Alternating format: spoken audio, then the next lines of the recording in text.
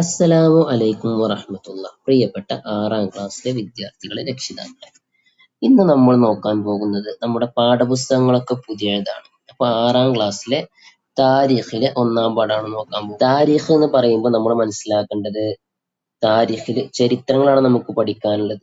പ്രത്യേകിച്ച് 6ാം ക്ലാസ്സിലെ താരീഖിൽ നമുക്ക് പഠിക്കാനുള്ളത് ഖിലാഫത്തുകളാണ്, ഭരണ കാലഘട്ടങ്ങളെ കുറിച്ചാണ് നമുക്ക് പഠിക്കാനുള്ളത്. അപ്പൊ നമുക്ക് 1ാമത്തെ പാഠത്തിലേക്ക് പോകാം. പാഠം 1, കൂടിയാലോചന. നോക്കട്ടോ, പുസ്തകത്തേക്ക് നോക്കെല്ലാവരും.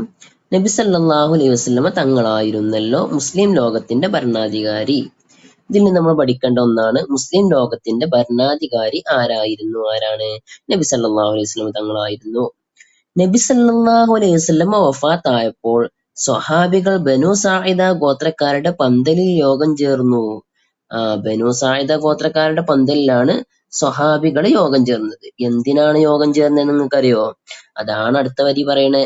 നബി സല്ലല്ലാഹു അലൈഹി വസല്ലമ തങ്ങൾക്ക് ശേഷം ആരായിരിക്കണം ഖലീഫ എന്ന് തീരുമാനിക്കാനായിരുന്നു ആ യോഗം. അതായത് ഇപ്പൊ നമ്മുടെ ക്ലാസ്സിൽ ഒരു ലീഡർ ഉണ്ട്.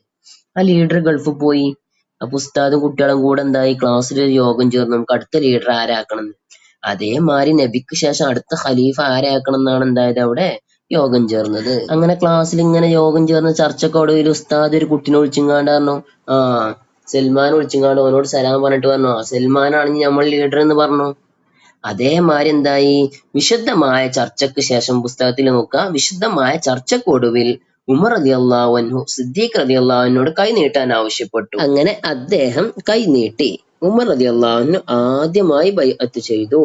തുടർന്ന് മുഹാജിറുകളും അൻസാറുകളും ബൈഅത്ത് ചെയ്യുകയും 1ാം ഖലീഫയായി സിദ്ദീഖ് റളിയല്ലാഹു അൻഹു തിരഞ്ഞെടുക്കപ്പെടുകയും ചെയ്തു. അതായത് നേരത്തെ സൽമാൻ ഉസ്താദ് ആദ്യമായിട്ട് പറഞ്ഞില്ലേ ഇവനാണ് ലീഡർ എന്നുള്ളത്. പിന്നെന്തായി, ആ ക്ലാസ്സിലെ ആൺകുട്ടികളും പെൺകുട്ടികളൊക്കെ എന്തായി, ഓൻ തന്നെ ലീഡർ അല്ലാഹു അക്ബർ എന്നൊക്കെ തക്ബീർ ചൊല്ലി. അതേമാതിരി അബൂബക്കർ സിദ്ദീഖ് റളിയല്ലാഹു അൻഹു ആദ്യമായിട്ട് ഖലീഫയായി പ്രഖ്യാപിച്ചു ഉമർ റളിയല്ലാഹു അൻഹു. അതിനെ സപ്പോർട്ട് ചെയ്ത മുഹാജിറുകളും അൻസാറുകളും എന്തായി, ബൈഅത്ത് ചെയ്യുകയും ചെയ്തു. ഈ ബൈഅത്ത് ചെയ്യാന്ന് പറഞ്ഞാല് ഖലീഫയെ അംഗീകരിച്ചു കൊണ്ടുള്ള പ്രതിജ്ഞയാണ്. അതിനാണ് ബൈഅത്ത് എന്ന് പറയട്ടോ. നമുക്ക് പുസ്തകത്തിൽ ലാസ്റ്റ് പഠിക്കാണ്ട് ഈ പാഠത്തിൽ കേട്ടോ. അങ്ങനെ എന്തായി എന്നറിയോ, അബൂബക്കർ സിദ്ദീഖ് റളിയല്ലാഹു അൻഹു അധികാരമേറ്റു. അധികാരമേറ്റതിന് ശേഷം അദ്ദേഹം പ്രസംഗിക്കാണ്. അപ്പൊ പറയണ കാര്യങ്ങളാണ് അടുത്ത പാരഗ്രാഫിൽ പറയണത്. അപ്പൊ നോക്കട്ടോ. അതായത് ഇപ്പൊ നമ്മൾ മദ്രസയിൽ ഒരു ലീഡറിനൊക്കെ തെരഞ്ഞെടുത്താൽ, അല്ലെങ്കിൽ സ്കൂളിൽ ലീഡറിനൊക്കെ തെരഞ്ഞെടുത്താൽ, അസംബ്ലി ഉണ്ടാകുമ്പോൾ ലീഡർ പ്രതിജ്ഞ ചൊല്ലിത്തരൂലേ, ഇന്ത്യ എന്റെ രാജ്യമാണെന്നുള്ളത്. അതുപോലെ നമ്മുടെ പഞ്ചായത്തിലൊക്കെ വാർഡ് മെമ്പറൊക്കെ തെരഞ്ഞെടുത്താൽ ഓലൊക്കെ സത്യപ്രതിജ്ഞ ചെയ്യും. അതേമാതിരി അബൂബക്കർ സിദ്ദീഖ് റളിയല്ലാഹു അൻഹു ഖലീഫയായി പ്രഖ്യാപിച്ചപ്പോ അദ്ദേഹം നടത്തിയ നയപ്രഖ്യാപനത്തിൽ പറഞ്ഞ കാര്യങ്ങളാണ് ഇനി പറയുന്നത്. അധികാരം ഏറ്റ ശേഷം അവിടുന്ന് നടത്തിയ നയപ്രഖ്യാപനത്തിൽ പറഞ്ഞു, നിങ്ങളുടെ കാര്യങ്ങൾ എന്നെ ഏൽപ്പിക്കപ്പെട്ടിരിക്കുന്നു. ഞാൻ നിങ്ങളിൽ ഒരുവനാണ്, നിങ്ങളെക്കാൾ ശ്രേഷ്ഠനല്ല. അവ ഞങ്ങളിൽ ഒരാളാണ്, ഞങ്ങളെക്കാട്ടിൽ വലിയ ആളല്ല എന്നർത്ഥം. ഞാൻ നല്ലത് ചെയ്താൽ നിങ്ങൾ എന്നെ സഹായിക്കണം, ഞാൻ തിന്മ ചെയ്താൽ നിങ്ങൾ എന്നെ തിരുത്തണം. ഇതാണ് അബൂബക്കർ സിദ്ദീഖ് റളിയല്ലാഹു അൻഹു പ്രസംഗിച്ചത്, നയപ്രഖ്യാപനത്തിൽ പറഞ്ഞ കാര്യങ്ങള്. അദ്ദേഹം എത്ര വിനയത്തോടെയാണ് ഈ സംസാരം, അഥവാ അങ്ങനെ പറയാൻ കാരണം അദ്ദേഹം അത്രയും വിനയത്തോടെയാണ് സംസാരിച്ചത് എന്നാണ്. അപ്പോ ഈ പാരഗ്രാഫിൽ നിന്ന് അബൂബക്കർ റളിയല്ലാഹു അൻഹു നടത്തിയ നയപ്രഖ്യാപനത്തിൽ പറഞ്ഞ കാര്യങ്ങൾ നിർബന്ധമായും പഠിക്കണം. എഴുതാണ്ടാവും പരീക്ഷക്കെട്ടോ. അതുപോലെ ഇനി അവസാനത്തെ പാരഗ്രാഫാണ്. സിദ്ദീഖ് റളിയല്ലാഹു അൻഹുവിന്റെ ജനനം ക്രിസ്താബ്ദം 573 ആദ്യ നാമം അബ്ദുൽ കഅബ എന്നായിരുന്നു. സിദ്ദീഖ് റളിയല്ലാഹുവിന്റെ ആദ്യത്തെ പേരെന്തേന്നു? അബ്ദുൽ കഅബ എന്നായിരുന്നു. അത് മാറ്റി അബ്ദുള്ള എന്ന പേര് നൽകിയത് നബി തങ്ങളാകുന്നു. അപ്പൊ സിദ്ദീഖ് റളിയല്ലാഹു അബ്ദുള്ള എന്ന പേര് നൽകിയത് ആരാണ്? നബി തങ്ങളാണ്. സിദ്ദീഖ് എന്നത് സ്ഥാനപ്പേരും അബൂബക്കർ ഓമനപ്പേരുമാകുന്നു. ഇതൊക്കെ നമ്മൾ മുമ്പേ പഠിച്ചു തുടങ്ങിയതാണല്ലേ. ഇനി സിദ്ദീഖ് റളിയല്ലാഹു അൻഹുവിനെ കുറിച്ചുള്ള കുറച്ച് കാര്യങ്ങളാണ് പറയാൻ പോണത്. പുസ്തകത്തിൽ നോക്കുക, 2nd പേജിൽ. നിരവധി കാര്യങ്ങളിൽ മഹാനവറുകൾ ഒന്നാമനാണ്. അഥവാ പുരുഷന്മാരിൽ ആദ്യമായി ഇസ്ലാം സ്വീകരിച്ചു. ആരാണ് ഇസ്ലാം സ്വീകരിച്ചത് ആദ്യമായി? അബൂബക്കർ സിദ്ദീഖ് റളിയല്ലാഹു അൻഹു. ഖുർആൻ ഒരു ഗ്രന്ഥമായി ഒരുമിച്ച് കൂട്ടി. ആര്? അബൂബക്കർ സിദ്ദീഖ് റളിയല്ലാഹു അൻഹു. ഖുർആനിന് മുസ്ഹഫ് എന്ന് പേര് നൽകി. ആരാണ്? അബൂബക്കർ സിദ്ദീഖ് റളിയല്ലാഹു അൻഹു. ഖലീഫ എന്ന പേരിൽ ആദ്യം അറിയപ്പെട്ടതാരാണ്? അബൂബക്കർ സിദ്ദീഖ് റളിയല്ലാഹു അൻഹു. നബിയുടെ ഉമ്മത്തിൽ ആദ്യം സ്വർഗത്തിൽ കടക്കും നബി തങ്ങൾക്ക് ശേഷം മുസ്ലിങ്ങളിൽ ഏറ്റവും ശ്രേഷ്ഠനും ആരാണ്? അബൂബക്കർ സിദ്ദീഖ് റളിയല്ലാഹു അൻഹു ആണ്. ആ രൂപത്തിൽ വേണം ഓരോ പോയിന്റ് വായിക്കുമ്പോഴും പഠിക്കാന്. ഇനി അടുത്തത് നോക്കുക, ഗുണപാഠം. നേതൃത്വത്തിന്റെ അനിവാര്യത അദ്ദേഹം പറഞ്ഞല്ലേ ആ പ്രസംഗത്തില്. പിന്നെന്താണ്? തീരുമാനങ്ങൾക്ക് മുമ്പുള്ള കൂടിയാലോചന, അതുപോലെ നേതൃത്വത്തിന്റെ വിനയവും ഉത്തരവാദിത്ത ബോധവും. അതായത് വിനയവും ഉത്തരവാദിത്ത ബോധവും ഒക്കെ ഉള്ള ആൾക്കാരാണ് നേതൃത്വത്തിൽ വരേണ്ടത് എന്നർത്ഥം. ഇനി അടുത്തത് നോക്കുക, ഖലീഫ എന്ന് പറഞ്ഞാൽ എന്താന്നുള്ളത്. ആർക്കാണ് ഖലീഫ എന്ന് പറയാ? ഇസ്ലാമിക ഭരണാധികാരി. അതായത് ഇസ്ലാമിക ഭരണാധികാരിക്കാണ് ഖലീഫ എന്ന് പറയുന്നത്. രണ്ടാമത്തെ ബൈഅത്ത് എന്ന് പറഞ്ഞാൽ എന്താന്നാണ് പറയുന്നത്? ഖലീഫയെ അംഗീകരിച്ചു കൊണ്ടുള്ള പ്രതിജ്ഞക്കാണ് എന്തെന്ന് പറയുന്നത്? ബൈഅത്ത് എന്ന് പറയുന്നത്. ഇനി ഈ പാഠത്തിലെ തദ്രീബാത്തുകളാണ്, അഥവാ ഇതിന്റെ ക്വസ്റ്റ്യൻ ആൻസർ ആണ് നമ്മൾ നോക്കാൻ പോകുന്നത്. അതോടുകൂടെ ഈ ഒന്നാമത്തെ ചാപ്റ്റർ പൂർണ്ണമായിട്ടും അവസാനിക്കും. നല്ല റെഡിക്ക് പഠിക്കട്ടോ. ഇനി നോക്കുക, ഒന്നാമത്തെ ക്വസ്റ്റ്യൻ ആണ്, ഉത്തരം എഴുതുക.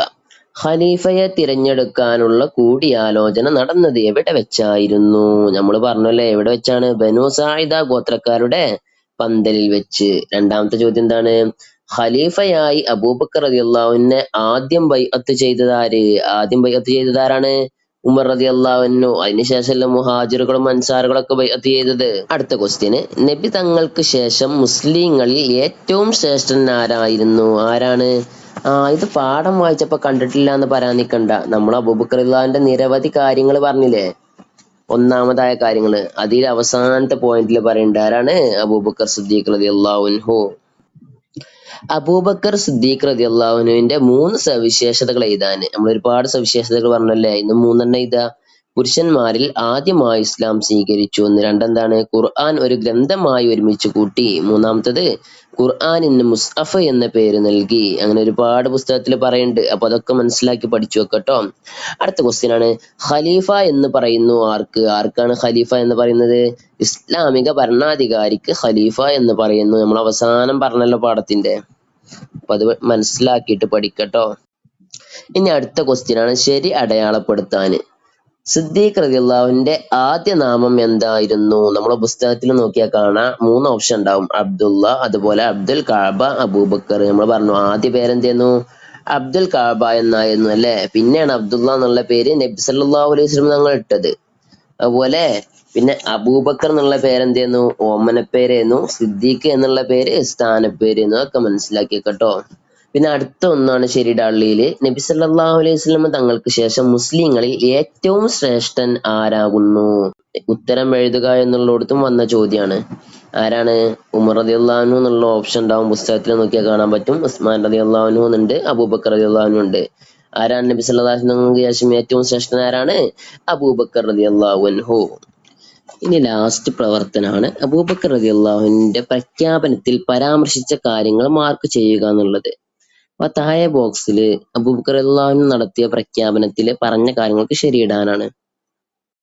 ഞാൻ നിങ്ങളെക്കാൾ ശ്രേഷ്ഠനല്ല. അബൂബക്കർ റളിയല്ലാഹു അൻഹു പറഞ്ഞ പ്രഖ്യാപനത്തിൽ ഉണ്ടായ കാര്യമാണല്ലോ, അപ്പൊ അതിന് ശരിയിടാം.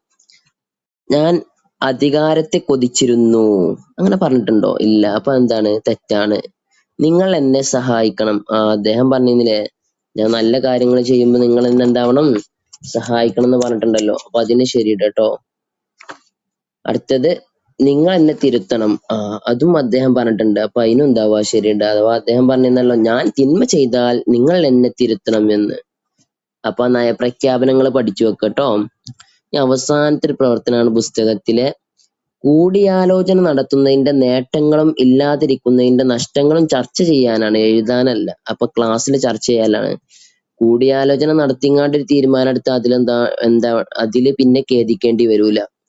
അല്ല, നമ്മൾ പെട്ടെന്ന് ഒരു തീരുമാനം എടുത്താൽ നമുക്ക് പിന്നെ ഖേദിക്കണ്ടല്ലോ, അങ്ങനെ ചെയ്യേണ്ടി എന്തിനാന്ന് തോന്നാറുണ്ടല്ലോ. അതേമാതിരി തോന്നൂല. അതൊക്കെ ഒരു നേട്ടാണ്. അതുപോലെ കോട്ടും രണ്ടും പെട്ട കാര്യമാണ്. അപ്പൊ അങ്ങനത്തെ കാര്യങ്ങളൊക്കെ ക്ലാസ്സിൽ ചർച്ച ചെയ്യാം കേട്ടോ. അല്ലാഹു സുബ്ഹാനഹു വ തആല നല്ല നിലക്ക് പഠിക്കാനുള്ള തൗഫീഖ് നൽകട്ടെ. ക്ലാസ് നിങ്ങൾക്ക് ഇഷ്ടമാവുകയാണെങ്കിൽ കമന്റ് ചെയ്യുകൊണ്ടു. അതുപോലെ കൂട്ടുകാർക്കൊക്കെ ഷെയർ ചെയ്ത് കൊടുക്കുക. അസ്സലാമു അലൈക്കും.